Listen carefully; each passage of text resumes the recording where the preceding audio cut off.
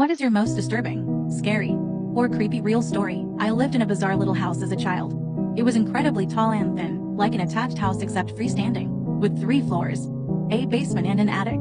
It was full of quirks, such as 2 fully functional fireplaces, a shower stall in the center of the basement, a backyard so small that you could not take 5 paces without hitting the fence, and an old-timey rope pull dumbwaiter that led from the kitchen to my bedroom. I loved that weird little place. But unfortunately it was incredibly old, and half of its charm was the fact that it seemed to have been designed by an inarticulate conclave of lunatics. And eventually the repair costs exceeded what my parents were willing to sink into it, and we had to move. Preparing for the move was a chore.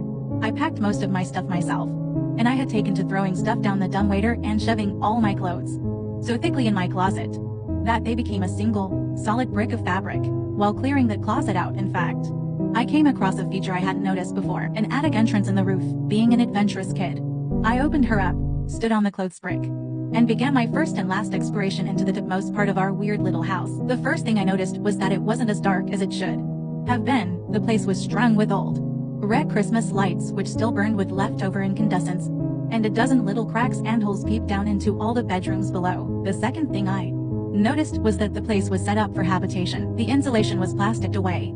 There was an old gurney pile with sleeping bags and sheets, and a rusted mint green refrigerator which still worked when I tested it. The third thing was the bones. There were a lot of bones. I was a kid at the time, with a limited understanding of anatomy, but there were bones of all types heaped into a series of piles around the center of the attic. Small and large, clean and white, from every and any imaginable sort of creature, haphazardly stacked in a half-dozen osseous clumps. 2 of them were blackened, as if someone had tried to burn them, and the walls nearest those blackened piles were scrawled in dark bone char messages. Mostly they were just smears, but the word sorry appeared more than once. That room had been sitting over